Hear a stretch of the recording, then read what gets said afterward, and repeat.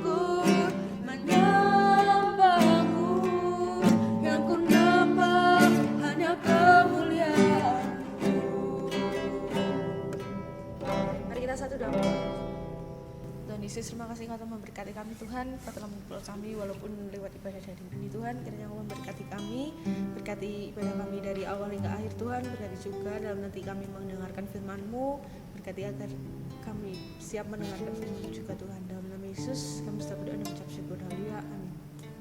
Shalom teman-teman, pada hari ini ada sukacita apa enggak? Pastinya tentunya ada sukacita. Walaupun kita nggak bisa berkumpul bersama-sama di gereja, tapi kita bisa berkumpul lewat ibadah online ini. Aku ajak teman-teman sama-sama menyanyikan lagu hari ini, Kurasa Bahagia. Sambil bangkit berdiri.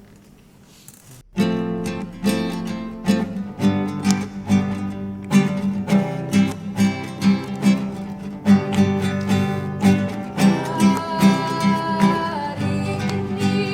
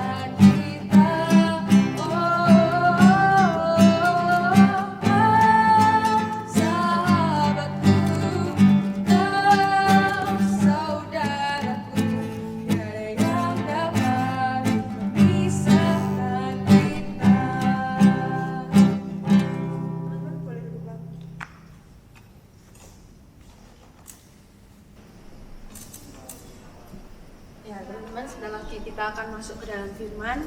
Aku ajak teman-teman untuk menyiapkan hati, pikiran kita, telinga kita untuk mendengarkan firman, dan kita sediakan waktu kita untuk saat teduh sebelum masuk ke dalam firman. Mari kita menyanyikan lagu bagi Tuhan, tidak ada yang mustahil.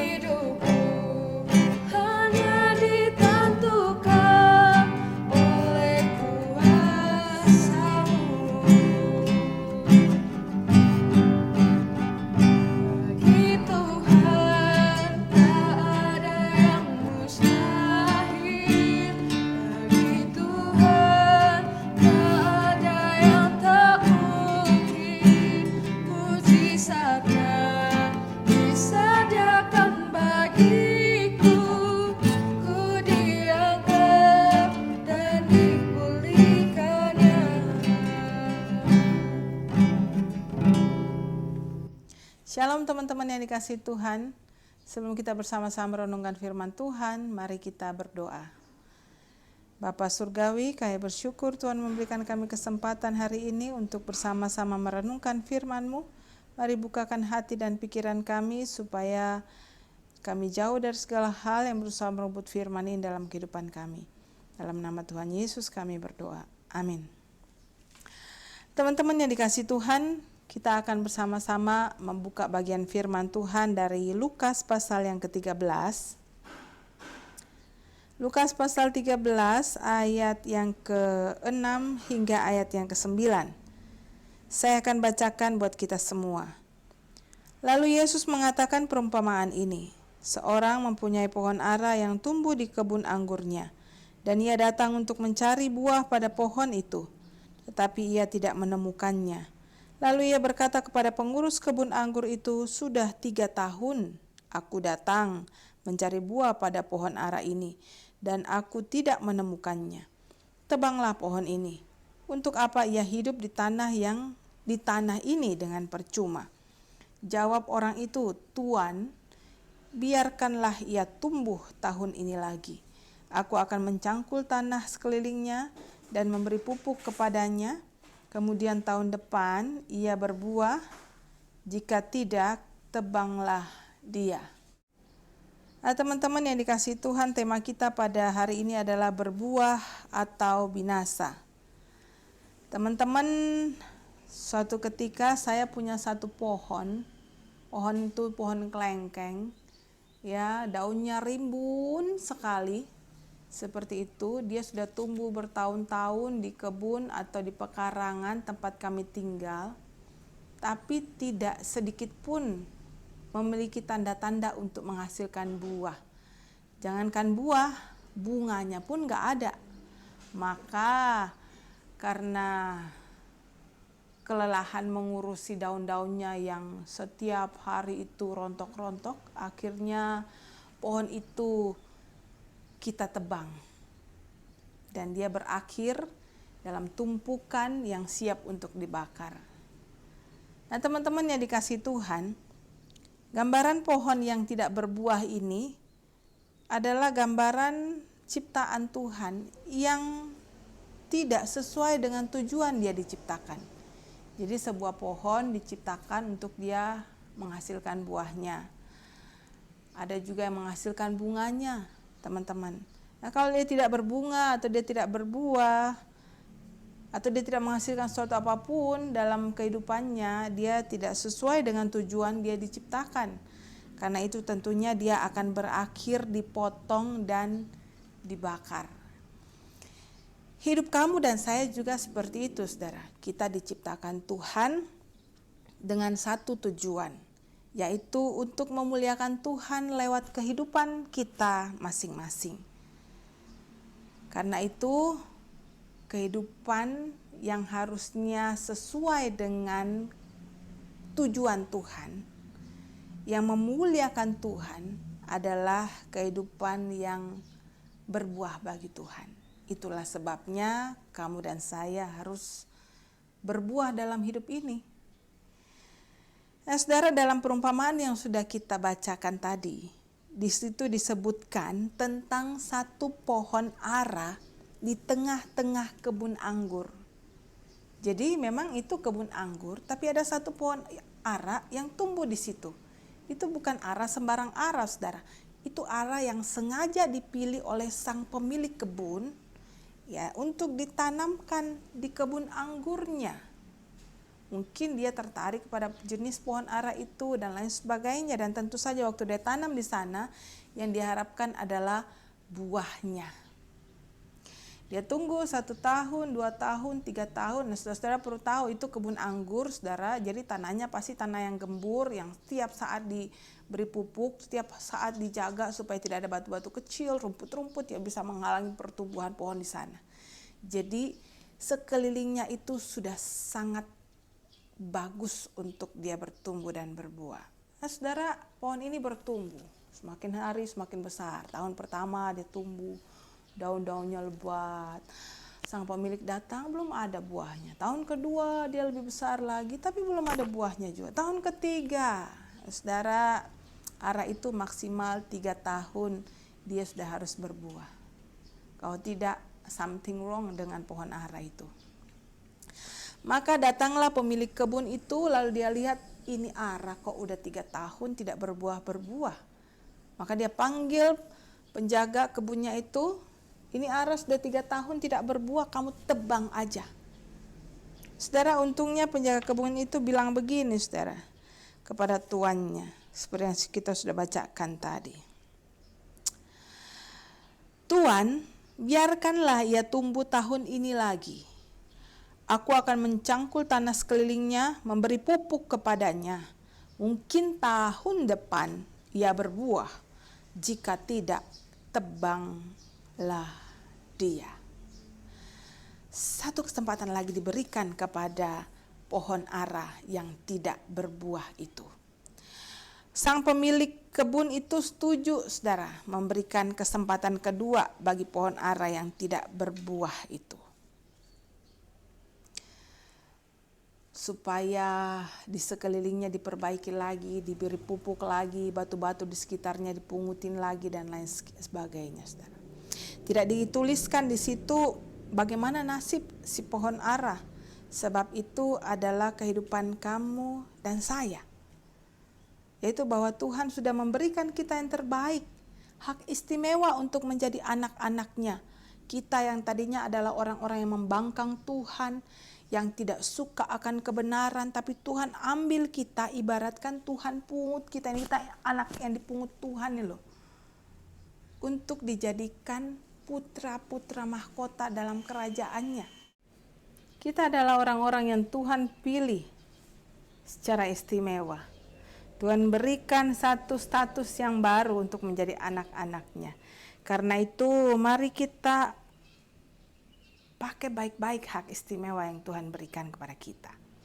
Saudara, suatu ketika ada seorang pemuda, dia dipilih oleh kaisarnya untuk menjadi bendahara negara.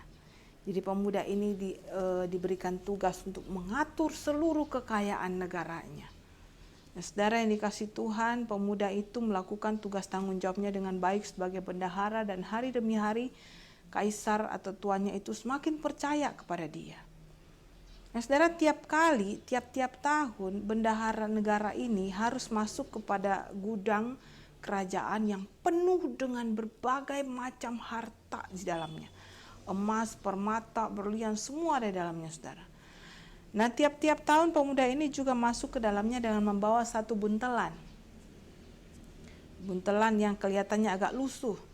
Nah, karena penasaran, lalu kemudian orang-orang yang tidak suka dengan dia itu mulai menuduh dia.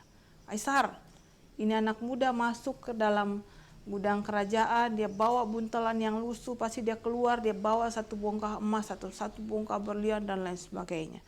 Akhirnya dipanggil pemuda itu dan ditanya, kenapa kamu masuk ke dalam gudang kerajaan bawa buntelan yang lusuh?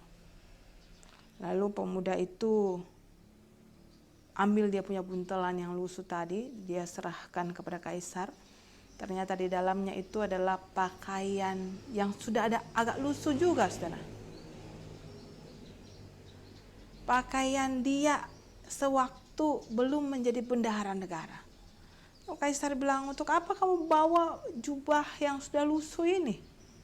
Pemuda itu bilang, tiap kali saya masuk gudang kerajaan, pakaian ini saya bawa untuk mengingatkan saya, siapa saya dulunya. Sebelum Tuhan mengangkat hamba menjadi bendahara negara. Dengan mengingat siapa saya dulu, itu akan menghindarkan saya daripada hal-hal yang tidak baik, menghindarkan saya dari keinginan-keinginan jahat untuk mengambil harta benda dari Tuhan. Nah, saudara yang dikasih Tuhan, sebagai orang-orang yang dipilih Tuhan, kita juga perlu memiliki sikap seperti pemuda ini, saudara. Ketika kita mulai malas-malasan untuk melayani Tuhan, kita ingat dulu kita siapa sih? Ya, kita ini orang yang belum kenal Tuhan, status kita, posisi kita itu harusnya ada dalam penghukuman Tuhan. Harusnya dipotong, dibakar, tapi Tuhan pungut kita, ambil kita, tanam kita dalam kebunnya yang istimewa. Kalau kita sudah mulai ogah-ogahan untuk baca firman Tuhan, kita ingat dulu kita ini siapa, sehingga kita semangatkan lagi. Kalau kita ini mulai tinggi hati, mulai egois, tidak mau mengampuni, kita ingat dulu kita ini siapa, saudara. Sehingga kita kembali rendah hati, kita kembali giat melayani Tuhan, dan kita siap untuk menghasilkan buah kita bagi Tuhan. Nah, saudara yang dikasih Tuhan, apa yang membuat pohon ara ini 3 tahun tidak berbuah? Dikatakan di situ ini adalah lambang daripada Israel yang stagnan, yang tinggal diam dalam apa? Kesombongan dia. Yang tinggal diam dalam apa? Dalam keegoisannya, berbangga diri sebagai umat pilihan Tuhan, dan akhirnya malah mereka menolak Yesus Kristus sebagai Tuhan dan Juru Selamat. Saudara yang dikasih Tuhan, mari menjadi anak-anak Tuhan yang berbuah bagi Tuhan dengan mengingat dulu saya ini siapa sih? Bukan anak siapa saya, bukan berapa banyak uang yang saya miliki. Dulu saya ini siapa sih? Orang yang belum kenal Tuhan, yang menjadi musuh Tuhan, tapi sekarang Tuhan angkat saya menjadi anak-anaknya. Sehingga hari demi hari hidup kita itu menghargai anugerah Tuhan. Selamat berbuah bagi Tuhan. Mari kita bersatu dalam doa. Bapa dalam surga, tolong kami Tuhan untuk mampu berbuah bagi Tuhan. Mampukan hidup kami hari demi hari untuk menghasilkan buah-buah bagi kemuliaan nama Tuhan. Untuk bisa membawa jiwa-jiwa baru datang kepada Tuhan. untuk bisa melayani Tuhan dengan segala potensi kemampuan yang Tuhan berikan kepada kami, untuk selalu mencari kehendak Tuhan lewat firman Tuhan dan juga kehidupan doa kami. Berkati anak-anak-Mu sementara mereka melangsungkan studi mereka secara online di rumah masing-masing. Kasih hikmat bijaksana, ketekunan untuk tetap menjalankan tugas sebagai pelajar dengan baik. Tolong juga setiap pengurus-pengurus komisi remaja supaya mereka tetap setia, giat untuk melayani Tuhan. Terpujilah nama-Mu ya Bapa. Di dalam nama Tuhan Yesus kami berdoa. Amin. Terima kasih atas firman yang telah disampaikan. Biarlah firman tersebut dapat menjadi rema dalam hidup kita. Untuk menutup ibadah kali ini, aku mengajak teman-teman untuk sama-sama menyanyikan lagu Sampai Akhir Hidup.